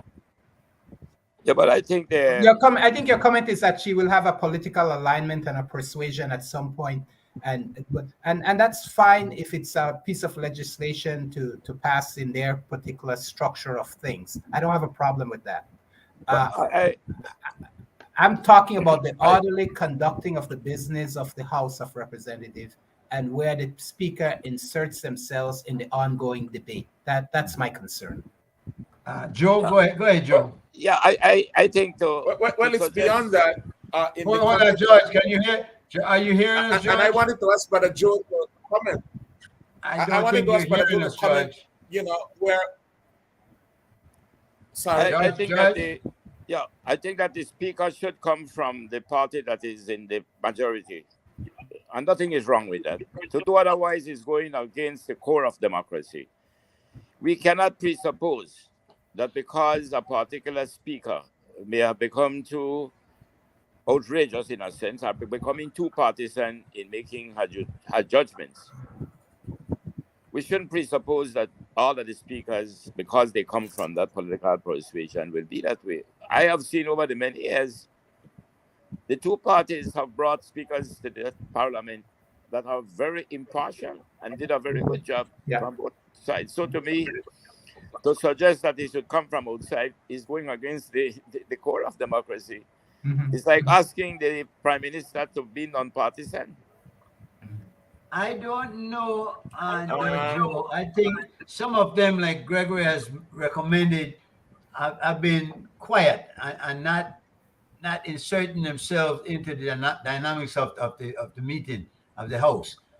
But I don't know that any of them have been really objective. I think they've all shown their bias. I mean, you got BQ Pitts, you had Michael Perfit, for Christ's sake. You had Ms. Sabanet, of course. I think they've all showed at some point their true colors, as well they have to in order to keep the job. Yeah. Was Ms. Palacio at one point a Speaker of the House? Myrtle Palacio? In the Senate? No, In the Senate. I don't think so. Okay. I think there was. Okay. I think there was a lady from Riga, Sylvia Flores, the Speaker of the House at one point, and she was one of the more calm and exemplary speaker in terms of, as Mike is saying, not insulting herself, in a way that comes a feature of the fist spins. But I would have to disagree with Brother Joe, definitely on this one. That I don't believe that it serves the conduct of the business of the house as optimal as it can if you have somebody party. Because I will use the fact where do you find that person? Where do you find that person? Where do you find that person? So I don't have a problem with it. You can't find that person. No. You can't find that person if you don't look. So I'm just making the point that when you look at people that have been named, they have always been named for position. They have always been named for their position. In the speaker, you're looking for a person that is politically sensible and active. You're looking for someone that's very aware. They will be opinionated. They will be affiliated. So I have no problem with that type of informed individual. I just want objectivity and integrity in conducting the people's business. That's all I want. I don't care what party is in power and what party they come from, as long as those. Sorry, can I make an Go ahead, I Joe. think we are making the mistake in the case of what happened with the speaker. The speaker to me was not being partisan. The speaker in this state was being irrational. No. Probably so. That's different from being partisan. Yeah, probably so. All the speakers will show bias towards the government of the day. But they will know how far to go. Yeah. They will restrain themselves. In this case, yes, it was not that the speaker was partisan. Yeah. I think that the speaker became irrational. Yes. She got ruffled by the statement made that you're acting like a PUP. Yes. Now, take the statement in the Yes. simplest form. She is a PUP. But if the inference by the leader of the opposition was that by virtue of being a PUP, you are being unfair and unjust. Now, if a member of the House says that to the speaker, that is nothing to impute improper motive. Exactly. It is only bringing to your notice that I believe that you are being unfair. Yeah. And what is wrong for a speaker to say that? That's not assigning any improper motive. She It got is expected that he intend to be biased, but he need to restrain the bias and not become irrational. Yeah. So in this case, Well, don't want to have your speaker not being from the party in government. Yeah. You want your speaker to come from within the party that is in the majority, but he must conduct himself at least to appear to be fair. You don't have to be fair, just appear to be fair. Yeah. You appear to be fair. I hear you. Well, that is Well, true. That is true. I think there's the ideal and then there's the practical. The ideal is that you want all of those things in the speaker. You want them to be objective, professional, and biased. But practically, they're all human beings. And I have a difficulty with a speaker that would act in a partisan way. And this is exactly my impression of what has happened, is that she rebelled because the obvious was pointed out. You are a But I PUP think and you're I acting think like Joe a PUP, I think Joe which means clarified that, it well. well, I That am saying he that was maybe he did, but he I was am being making my own irrational, statement not by saying, partisan, and that's the well, argument it's more I than had that. too. I think it's more than that, though. It's more than being irrational. I think that her defensive position is that, well, you're calling me a PUP, but that doesn't mean that I can't do my job. But by getting him out of the house, it's basically showing that she can't separate party politics from the professional discharge of her duty. And she can't do her job. So you know, you have to look at the proof in the pudding. She can't You do know, her so, job yeah. because she undermined in her action she undermined our democracy. She undermined the representative that of the people, the right to sit in the house in the debate and in the governance of the country, making the decisions that was necessary for the government. Well, I'm sorry. In trying to be a little bit logical here, I would say that if Karim Musa was the Speaker of the House, I don't think he would have done what the Speaker did. Yeah. And although it was Karim Musa who, the leader of the opposition, stood up for a point of order, because what I'm trying to get over is that it was not a case of her being partisan. I think she lost her composure when she became ruffled by the statement that the opposition leader made when he said you are acting like a PUP, and she took it to mean that he was imputing improper motive. If I say that you are acting like a PUP, literally speaking, you are a PUP. But if you are suggesting because PUPs are biased and unfair, and I say that you are acting like that, then to me it is the Speaker must not take it in a hyperbolic sense to mean that, well, you know, the imputing of improper motives. I'll show you. By simply saying that you are unfair and you are being biased.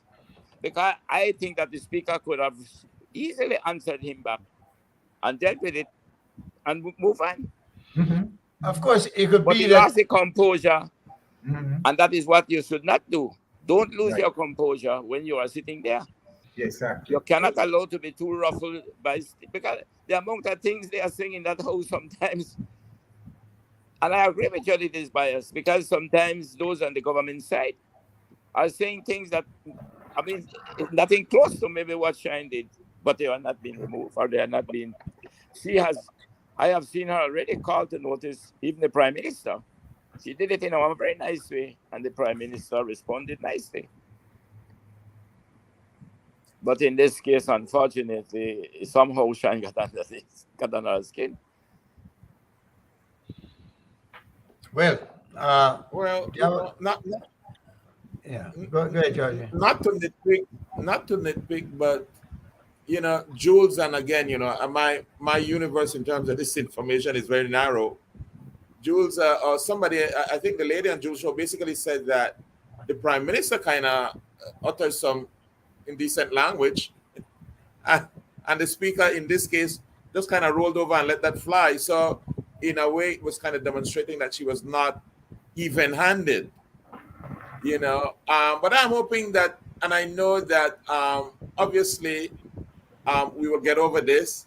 I think that she has done a good job 98% of the time. That's right. And I'm sure that she will learn from this and we'll have improvement, no? We'll have a what? We'll have a better outcome going forward. Yes. Because I'm sure that people in our own party and in our own circle will be saying what we have been saying, especially Brother Joe. You may have lost your composure. We know that from your personality probably didn't mean ill, but you have to exercise more patience and tolerance. Very good. You know, that's what I think. I listened a bit on the news earlier, and they were interviewing her, and she seems to have dug in her heels though, and saying, "Well, I did what I wanted, and it wasn't the first time. It wasn't a knee jerk thing." She was saying that he kind of like kept doing it over and over, so she felt the need to address it at some point.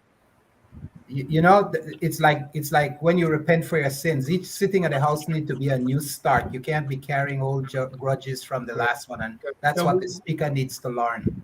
And we hope that doesn't happen. We hope that she's not like an edge waiting for him. You know what exactly. I mean? Yeah, you cannot be a successful speaker if you're holding out from what you did last time.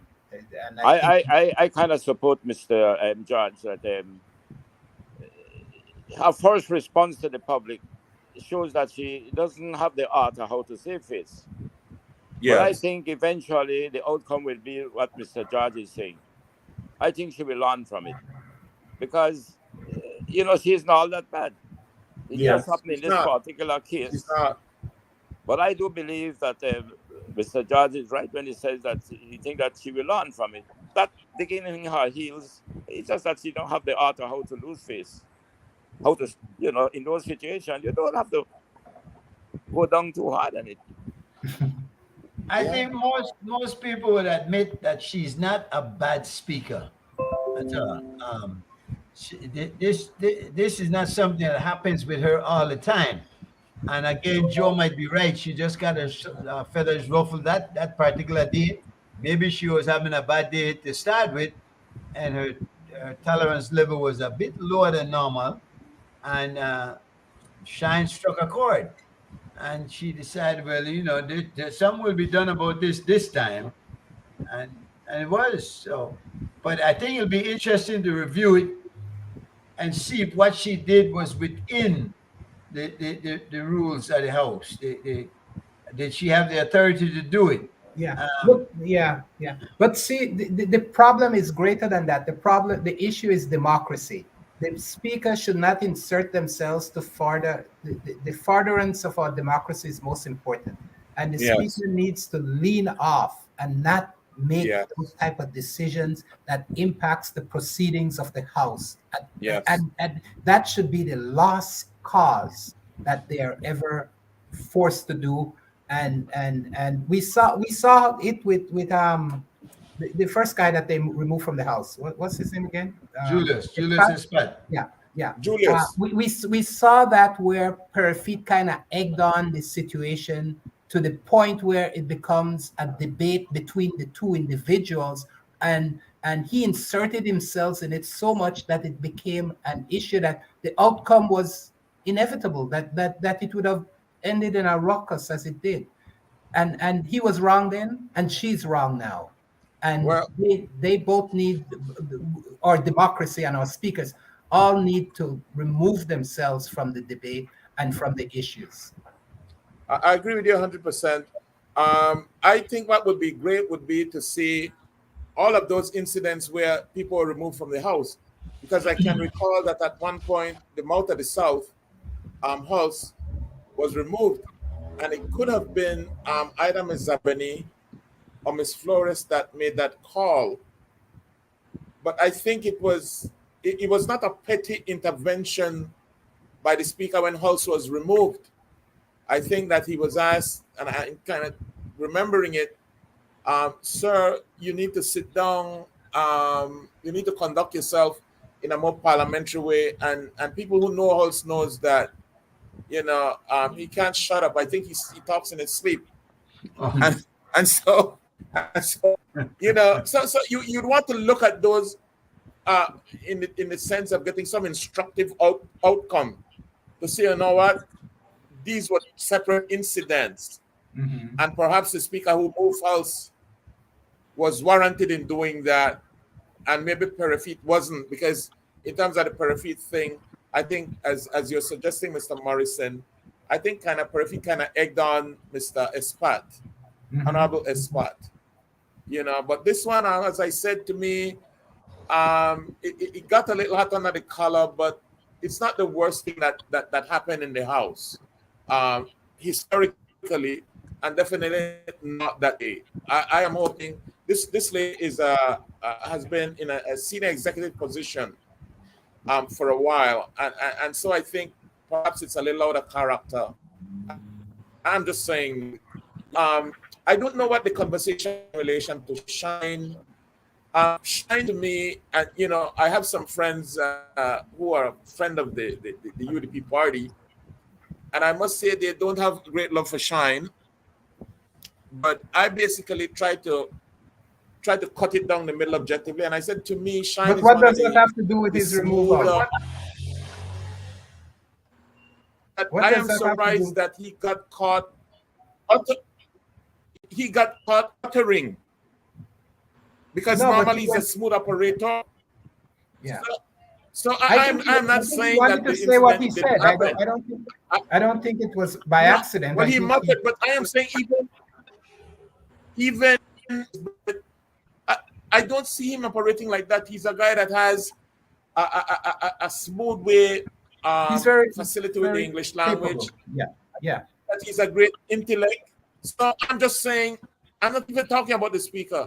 I'm saying that I'm a bit taken aback that Shine got caught in a moment I think that he was intended not to say what he said. I don't think it was accidental. I think his utterance was intended. I don't know. I'm just saying that's my impression, that it seemed to have been out of character with him. I don't think so. I don't know them personally. I don't think so.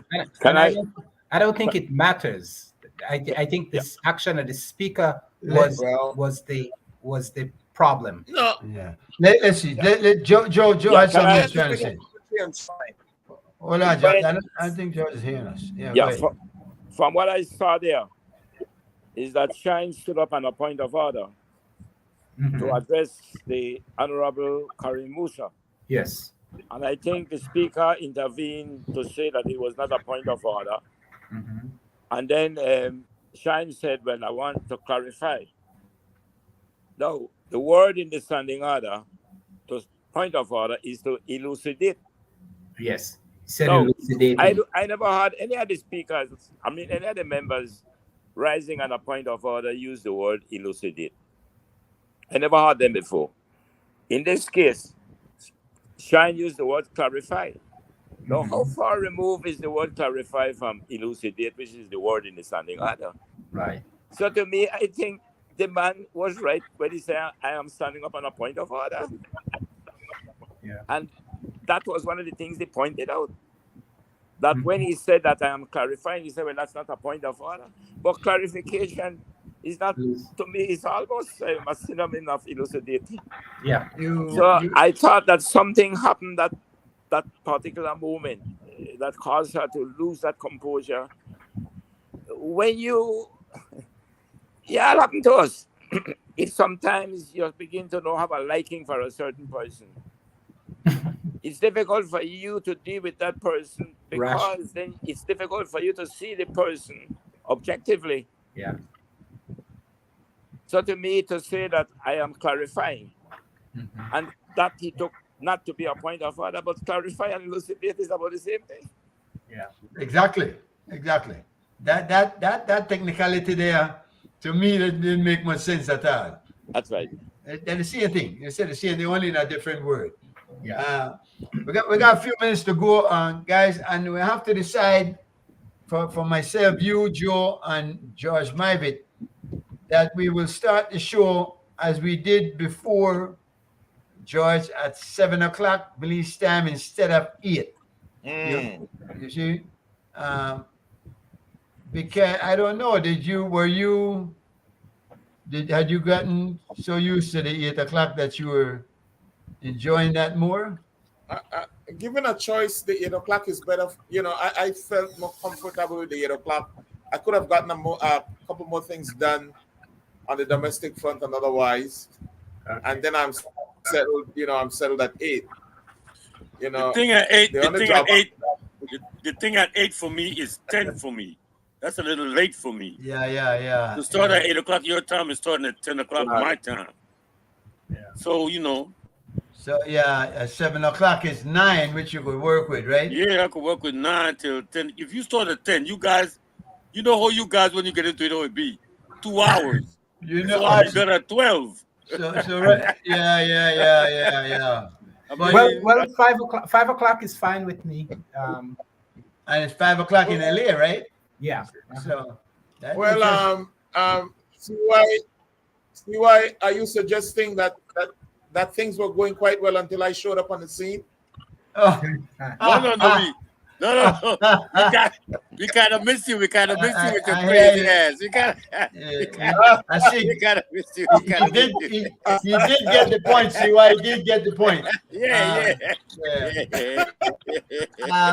And guys, Oh my God. guys, Leonard Brackett did. You know, it's a Leonard democratic Brackett. it's 7, you know. Yeah, I think that's more appropriate for me, man. For real. All right, that'll work. But Brackett, of course, I don't know if Brackett is gonna be permanently removing himself, or if it's just for this show. Let's see what he does next week, because he did inform us that he was not gonna be on, and he sent something, a little message, to suggest that he was not happy that we wouldn't we did not let him quantify something that he was trying to get across the show before. But of course, we really didn't want to, and I want to thank everybody for us taking I think what was the right stand there, that we can't be rehashing old things like that and going over the same argument over and over. And Brackett has a tendency to just talk. He wanted to read something. I don't know if it was part of the Constitution again or something like that, no? But it's certainly I am not gonna make a decision on that one way or the other. Let's see if he comes back. If he wants to come back, then if he comes back under the Robert's Rules of Order, of course, then we can proceed from there. No, either way, I'm all right with it. I'm just happy that you guys are here, and I think that we can make some headway. We can do some things, whether it comes or not. So the show, a typical one monkey no stop no show kind of move, and we're not gonna let any one part of us, even myself, should not stop this movement, which can serve such a fruitful purpose. Can I get an amen from the congregation? Amen. All right. Well, Mr. Chair, you know, I know you want to close up, but my view is, and I'll go back to the scriptures, and I believe somewhere in there, Jesus went and there was a sheep that was lost, and Jesus did everything that he could, and then, you know, until he gathered back that sheep and said, I will do everything to bring the flock together. So ideally, I wouldn't want to lose anybody, especially in these formative times. The show is young, and I think a diversity of not only opinion and views, but a diversity of style could really be a mark of strength as opposed to a mark of division. I think you, Mr. Chair, you know, you have the burden of kind of ensuring that the parts do hold. You do know that of the guests tonight, that I'm the least intrusive and the least disruptive. We're happy that we're happy to laugh with that. We're happy. I always wondered with that lost sheep thing. Well, I'm happy. We're happy if when the man come back, the wolf gone with the next 99, and he got the whole, no. So we don't know. Listen, guys, it's 9 o'clock in Belize City. Let's do this again next week, right? This one is breaking news. Remember, say, news is news.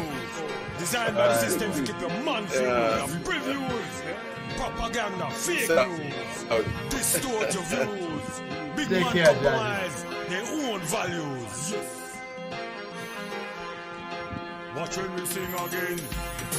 Breaking news, news breaking. All I believe is talking, breaking news, news breaking. Poor people just keep on suffering. Breaking news, news breaking. Mama, please stop crying. Breaking news, news breaking. Scratching my head, contemplating. I am very elated that they find Kelvin, even though we don't get the full overstanding. And what about the rest of people them missing? Families still in a mourning. Psychological desensitizing. So when the real hit the fan, it won't be alarming. Breaking news is distracting. Then why we keep forgetting about McAfee and the shit eating, Mason, Pastor Lou beheading, all the gun smuggling, Chinese man them killing, passport duplicating, all the people under them keep on thieving. We need a solution for the gang banging. No fret, breaking news investigating. Breaking news, news breaking. All I believe is talking. Breaking news, news breaking. Most of it heart-wrenching. Breaking news, news breaking. Mama, please stop crying. Breaking news, news breaking. Scratching my head, contemplating. For years, we watch you no abuse, you no power. Must it